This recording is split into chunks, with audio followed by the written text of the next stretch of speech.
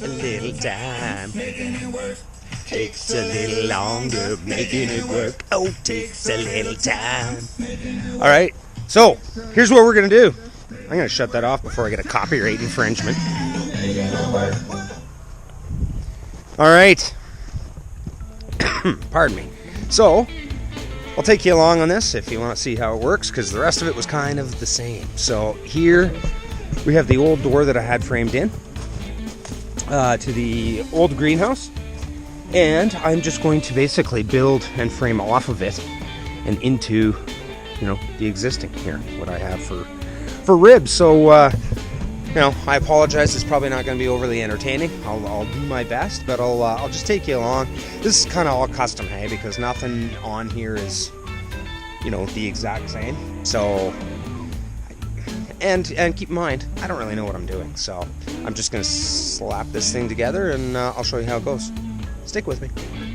Okay, first things first, we're going to have to get a bit of a measurement here and figure out roughly how far across that is. So I'll get everything set up. Have fun. Alright, I moved that ladder so many times that day. This is the final of 4 ends that I did. Instead of trying to play with a 14-foot, tape measure extended, I just measured the openings, added it to, oh my god. I added it to the opening that I put in there, the old framed door, and now it's just a matter of grabbing some wood. Woohoo! We having fun yet? Hey, 168 and 5/8. We'll grab one of these 16-footers. I cut these in half on my table saw, and there's the proof. So, we'll get this thing measured up. This is a little bit of a process, so again, I apologize. Where am I going to put you? Okay, so all of this wood that I have is spruce. It's locally sourced, and there is a fellow with a sawmill just, a couple of miles down the road. Maybe I should do a video on that sometime. If anybody's interested, let me know. But a 16-foot 2x6 rough cut, which means it's like a true 2x6, is $8.25. So that means that when I cut them in half, they're 2 by 3 inches, and they're $4 a piece. That ain't bad. All right. Let's see if my tape measure works. Now where am I going to put you? Oh, I got to move the ladder into the center anyway. Give me a second. Seeing as how this is custom, I'll just mark that weird angle, and let's get this thing cut. All right. Got a little mark there. We're going to need to do a little jigsaw work, so follow me. Suivez-moi, mon amis. Mes amis. All right. Back and forth, up and down, back and forth.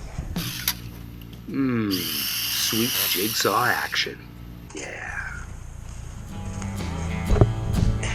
We'll see. A little bit of back and forth, but a little exercise never hurt me at all. Okay, so now that I have that one end custom cut, I fit that in, and then scoot down, lift up the ladder, walk over, get up, measure the other custom cut. There we go. All right. Yeah, this was a lot of up and down. I'm not even sure if I've mentioned that before. But you know what? It was absolutely well worth it. I think this is what they would consider stick framing. So right here, I'm just measuring for an end piece. There's going to have to be a couple end pieces there, and it's all going to have to get connected. When you just frame a normal wall for something square, you frame it on the ground, you stand it up. This is not exactly what I would call a square situation. And I know that may be shocking. I made something that wasn't perfect. We're going to have to face the truth and just get over it. All right. Might have lucked out on this one a little bit. I was trying to get them tight on a few other spots, so I was notching these out. But it looks pretty nice and level to me. So I'll just pop some screws in there and move on to the other side. Almost halfway. Woo-hoo. Okay, so with the stick framing, I mean, I'm just placing that piece where I want it and then toe-nailing it in at the bottom. And then on the top, I found that I was able to bend it out a bit towards me so that I could screw it in. No problems. And then I clamp it to the side to keep it where I want. Remove that one support, move the ladder. Oh, this was a fun day, folks. -9 out there. So now I'm just making the far end piece to mirror that. Up and down, up and down. Get excited. I'm sorry this is a bit boring for a lot of you guys. I did kind of want to show that this was a lot of back and forth. It's starting to get snowy out here. Just adding in the middle supports there. I'm going to use a level here and make sure that everything that I put in is level, because I know the doors aren't, and I will have to change that at a later date. Alright, so now we're up to some arch pieces. So, by the looks of things, this is not quite the same on each end, so those will both be custom. So I'll just get up there and draw a quick angle on a test piece, and we'll get her cut up. Alright, I'm just using a small piece here to template that corner bit. It makes it a lot easier than holding up an 8-footer. So we'll check that piece out. It's just kind of holding it up there and templating, like, what's the space that's got to go into? It's not exactly scientific. Alright, mark a quick line, and then it's going to be some power tool porn for those of you that like that type of thing. Slow motion. I just did that. Now let's go see if it works. I think it will.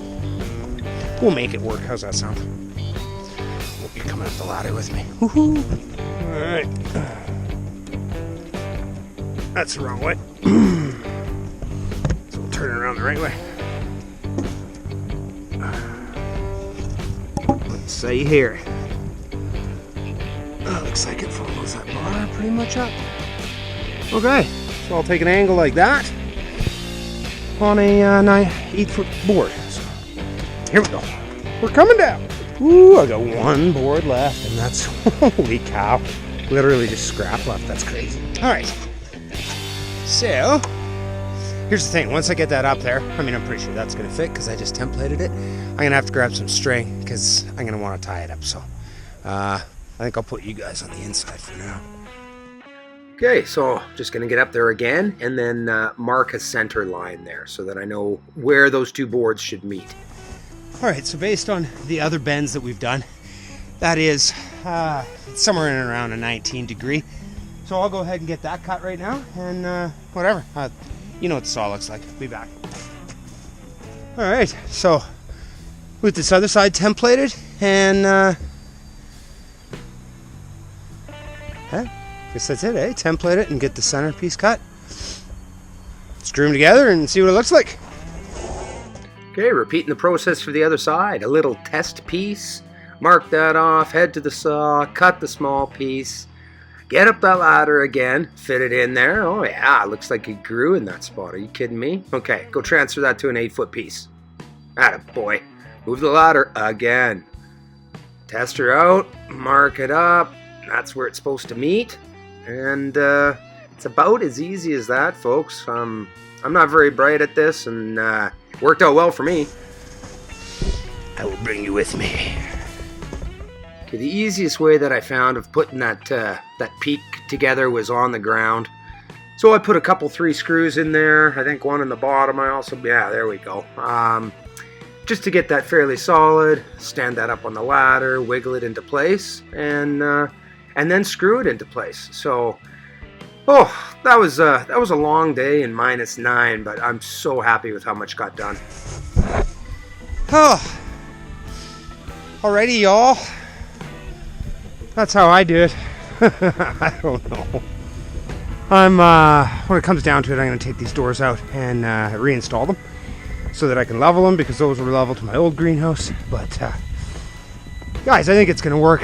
This part up here is going to have 2 risers, if you want to call them, that are going to hold the air handling So whether that's the exhaust from the heater or whether that's just opening the vents for air circulation.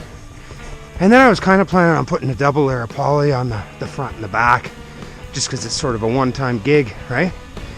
But anyway, there you be. That's another thing done off the list. So it's coming along. I'm getting excited.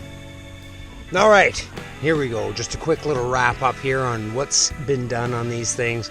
I think they're ready for poly.